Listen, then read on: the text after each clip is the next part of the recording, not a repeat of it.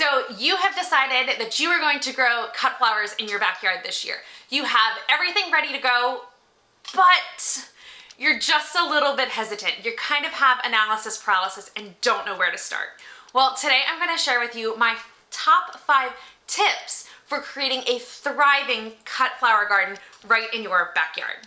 Welcome to the farmhouse. I'm Deanne from Hummingbird Acres, and this is our place to share our homesteading adventures with you guys. From gardening, from scratch cooking, natural living, and just pure family fun.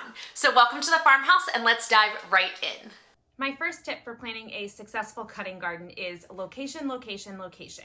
Cut flowers need full sun, just like many vegetables. So you want to find a spot in your yard that gets a minimum of 6 to 8 hours of sun per day. Now, in order to find that spot, I recommend something called sun mapping, where for one whole day you are studying the pattern of the sun, where it's moving and where it's touching your yard. After you sun map, then you can find the spot that gets the most sun in a day. If you want to know more about sun mapping, I have a great article all about it and how to do it on our website. I'll link that below for you.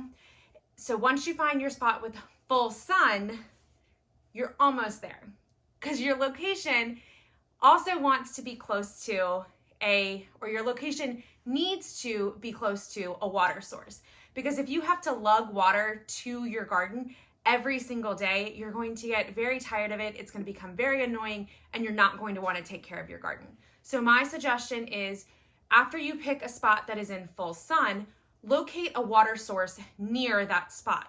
Is it a spigot close to your house, or is it a water hydrant that you already have out in your field? If you have one of those, you can set up an irrigation system that is going to help you automate your watering and make it just a lot easier for you. So my first tip for a successful cutting garden is location, location, location. My next tip for a successful cutting garden is the more you cut, the more that will grow. Cut flowers, their main purpose, their job in life is to produce more seeds to grow more flowers. So the plant is going to grow, it's going to produce a bloom, which is where the seeds are. And then once that bloom is mature and the seeds have grown, then the plant has done its job. So it's not going to produce another plant or another flower. But if you were to cut that flower, it is sending the message to the plant and the roots that it needs to create another bloom in order to create more stems. So the more you cut them, the more flowers that will grow. To do this, I suggest you set up a harvesting schedule. So harvest 2 or 3 times a week, make it consistent, make it every Tuesday, Thursday, or Tuesday, Thursday, Sunday, so that you are consistently harvesting so that your flowers will produce more and then you will have more cut flowers as well.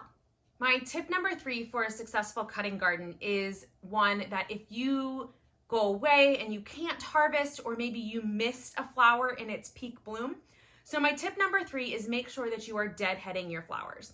So if you go away for a weekend and you don't get to harvest, or you miss a harvest, or you miss a bloom for some reason, it's okay, it happens. Just make sure that you are cutting that flower off and either putting it in your compost bin or in the trash can.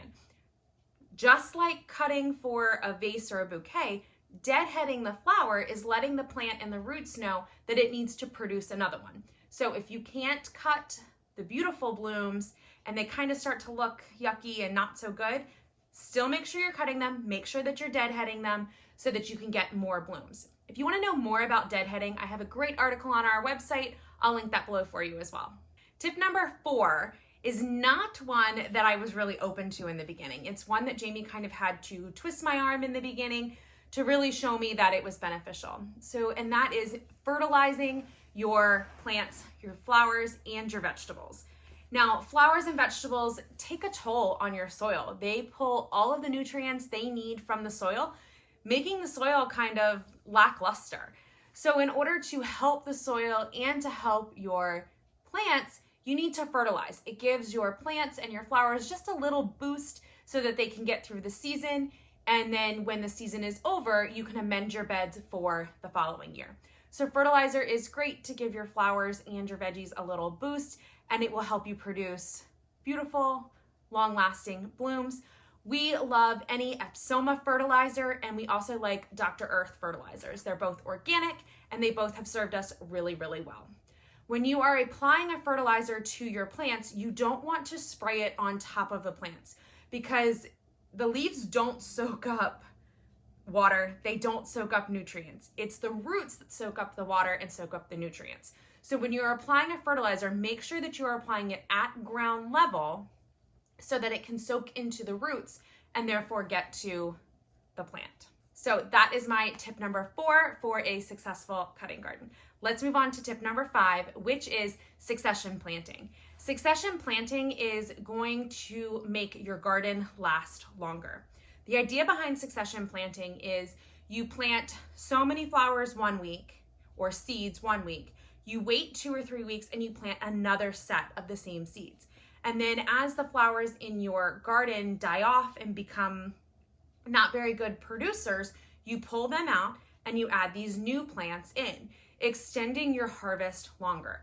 A great plant to do this with is sunflowers, especially single stem sunflowers that are only going to give you one bloom. If you plant sunflower seeds every 2 to 3 weeks and pull them out of your garden as you harvest them, you can plant new ones in, extending your harvest and making it so that you have more sunflowers for a longer period of time. So tip number 5 is to succession plant. Not all plants need to be succession planted, but some of them can benefit from it.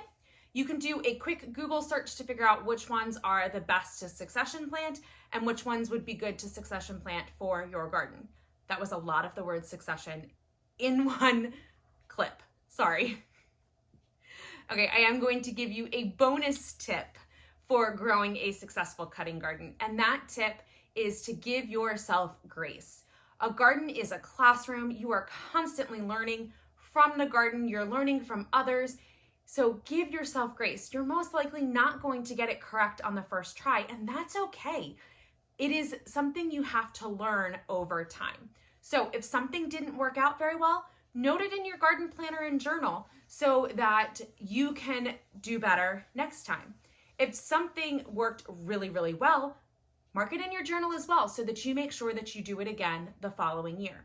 I love to do this when we have pests and disease come into our garden because every garden is going to have pests and every garden is going to have disease. So I always make a note of it in my garden planner and journal, and then I can research how to solve that problem. I also note how we solve the problem or how we attempt to solve the problem in our garden journal as well. So I have documentation of what we tried, what worked, and what didn't work. So if you aren't using a garden plan and journal, suggest you do so. And my bonus tip for you is to give yourself grace. A garden is a classroom. You're always going to be learning from it. Use what you learn to grow again the following year. So there you have it, my 5 tips for growing a successful cutting garden and my 1 bonus tip for you.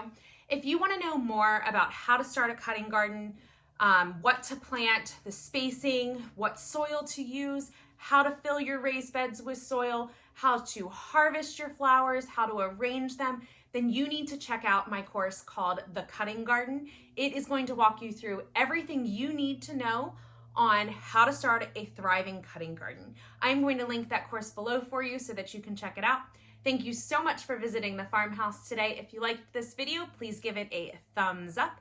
And if you want to see more of our homesteading adventures and more inspiration for your homestead, please make sure that you subscribe and hit that notification bell, and I will talk to you guys soon.